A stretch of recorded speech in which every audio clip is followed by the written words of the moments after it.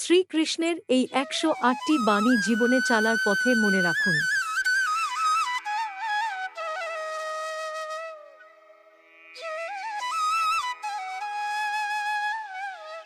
কর ফলের আশা করো না। তোমার পছন্দ অনুযায়ী জীবন গড়ে তোলো, অন্য কারো নকল করো না। ভালোবাসা হলো সবকিছু, এবং সবকিছু ভালোবাসা। তুমি যা বিশ্বাস করো সেটাই তুমি হয়ে উঠবে।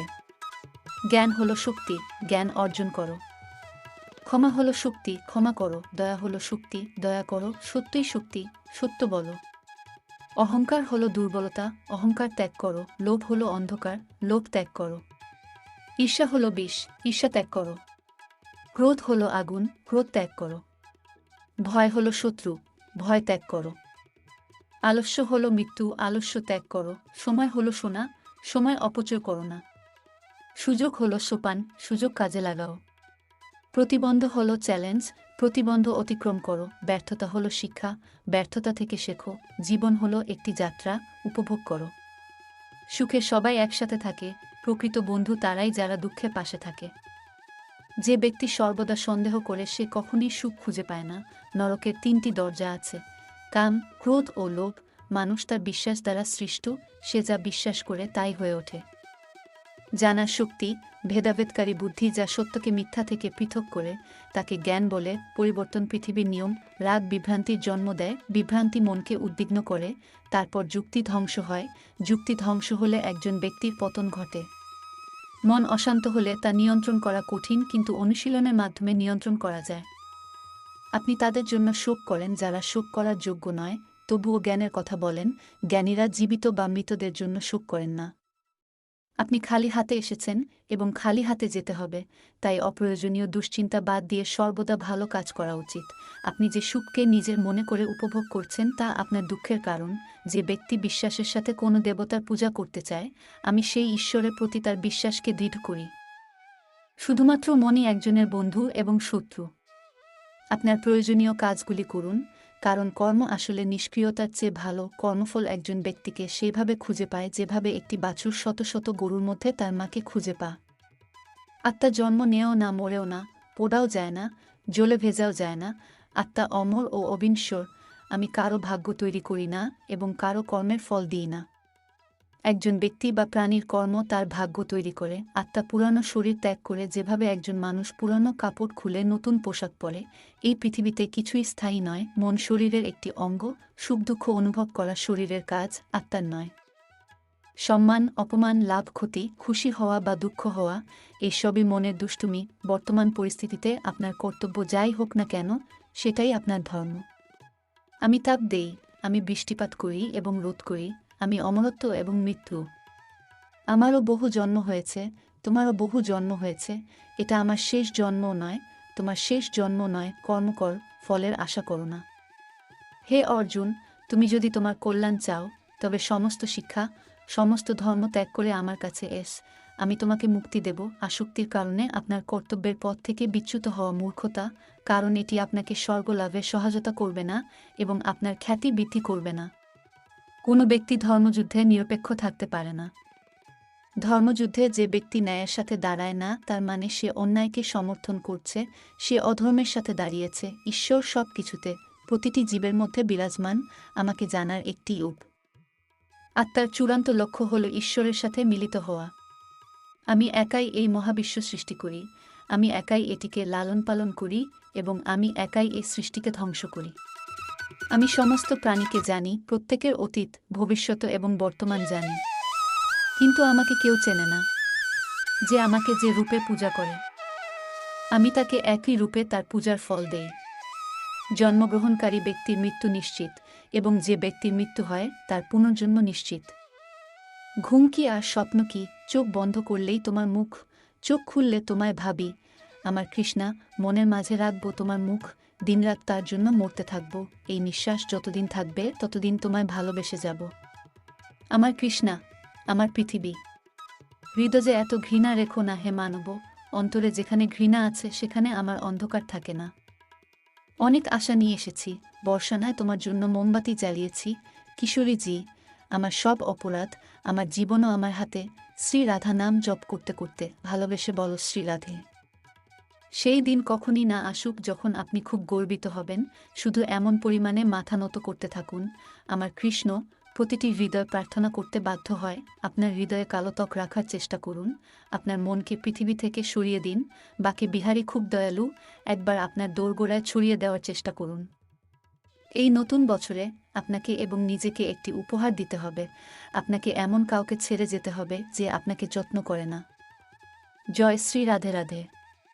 কার নাম শ্রীকৃষ্ণ, যার আবাস গোকুল, এমন শ্রীকৃষ্ণকে বারবার প্রণাম জানাই।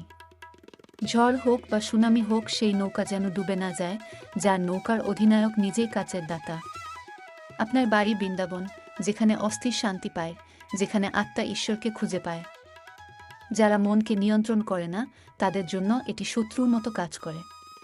যোগ্য ব্যক্তিকে সম্মান না করে যে দান করা হয় তাকে তামস দান বলে। মানব সম্প্রদায় দুই প্রকার, একটি ঐশ্বরিক সম্প্রদায় এবং অন্যটি পৈশাচিক সম্প্রদায়। ঐশ্বরিক সম্প্রদায় মুক্তির দিকে নিয়ে যায় এবং অসুর সম্প্রদায় নরকের দিকে নিয়ে যায়। চিন্তা, কথা বা কাজের মাধ্যমে কাউকে আঘাত না করা, ভালোবাসার কথা বলা, যারা আপনার সাথে খারাপ করে তাদের প্রতিও রাগ না করা, মনের চঞ্চলতা, অহংকার, ক্রোধ ও অজ্ঞতা এই দানব সম্প্রদায়ের লক্ষণ। ভয়ের অনুপস্থিতি, অনন্তকরণের শুদ্ধতা, তত্ত্বায়নের ধ্যানে থাকা, দান, গুরুর উপাসনা, অধ্যয়ন।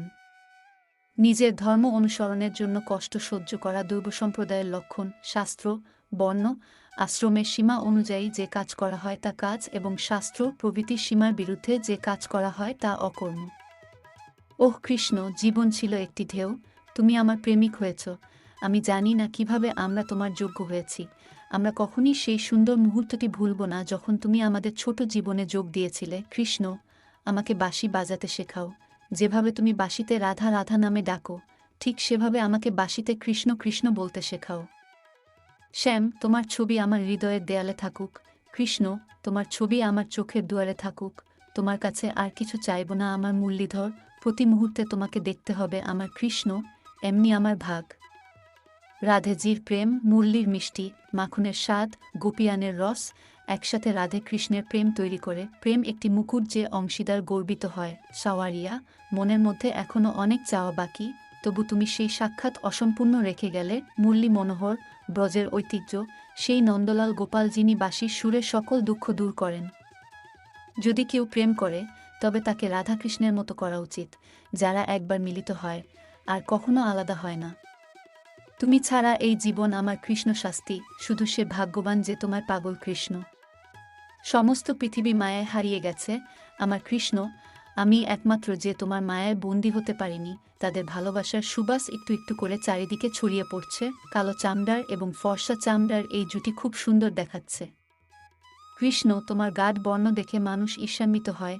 মানুষ তোমার মতো কাউকে খুঁজে পায়নি, তাই তোমার গাত্রবর্ণের জন্য মানুষ তোমার সমালোচনা শুরু করেছে। যখন ভোর হলো, কৃষ্ণ নাম নিলাম। ভোরের প্রথম কিরণ আবার আমাকে তার বাণী দিল।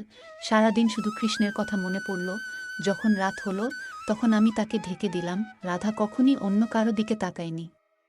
কৃষ্ণের প্রেমে পড়ে কৃষ্ণ পর্যন্ত, সে নিজেই হয়ে ওঠে প্রেমের সংজ্ঞা। রাধা কৃষ্ণের সাক্ষাৎ ছিল বিশ্বকে ভালোবাসার প্রকৃত অর্থ ব্যাখ্যা করার একটি অজুহাত। কৃষ্ণ যখন বাঁশি বাজিয়েছিলেন, রাধা মুগ্ধ হয়েছিলেন এবং তার সাথে দেখা করতে চেয়েছিলেন, যাকে তিনি কখনো দেখেননি। প্রেম হলো দুটি আত্মার মিলন। যেমন প্রেমে কৃষ্ণের নাম রাধা এবং রাধার নাম কৃষ্ণ। যদি ভালোবাসতেই হয়, তবে আমার কৃষ্ণের দিয়ে করো, যার বিচ্ছেদ তোমাকে কাঁদিয়েও বাঁচাবে। হে মন, এখন কিছু তপস্যা করো এবং এক মুহূর্তে 100 বার কৃষ্ণের নাম জপ করো। কালের রং আর তার জন্য প্রযোজ্য নয়। যে কৃষ্ণের প্রেমে রঙিন সে ভুলে যায় অন্য সবাইকে, যে অন্ধকার হয়ে যায়। কৃষ্ণের চোখে রাধা দৃশ্যমান, যেন কৃষ্ণের চোখ রাধার বক্ষ। আপনি যদি কৃষ্ণের প্রতি রাধার ভক্তি জানতেন, তাই তুমি সত্যিকার অর্থে ভালোবাসাকে জেনেছ। আপনার কাজের উপর আপনার হৃদয় সেট করুন, তার ফলাফলের উপর নয় 4। যত্ন সহকারে সব কিছু করুন, করুণা দ্বারা পরিচালিত নয় 5। একজন কবি যেমন ঘোষণা করেন, তপস্বিতা হল স্বার্থপর কাজ ত্যাগ করা, এবং জ্ঞানীরা ঘোষণা করেন, ত্যাগ মানে ফলদায়ক কর্ম ত্যাগ করা নয় 6। প্রকৃতি দ্বারা নির্ধারিত দায়িত্ব পালন করা পাপ নয়। আমি আত্মা, সমস্ত প্রাণীর হৃদয় হৃদয়ের সাথে আবদ্ধ। আমি একই সাথে সমস্ত প্রাণীর আদি, মধ্য এবং শেষ। সমস্ত বেদের মধ্যে আমি সামবেদ, সমস্ত দেবতার আমি ইন্দ্র, সমস্ত বোধ ও অনুভূতির আমি মন, সমস্ত জীবের আমি চৈতন্য। আমরা যা দেখি তা হলো আমরা কে, এবং আমরা যা দেখি তা হলো। তাই জীবনে সব সময় ভালো ও ইতিবাচক বিষয়গুলো দেখুন এবং চিন্তা করুন। এটা প্রকৃতি যে আন্দোলনের কারণ হয়।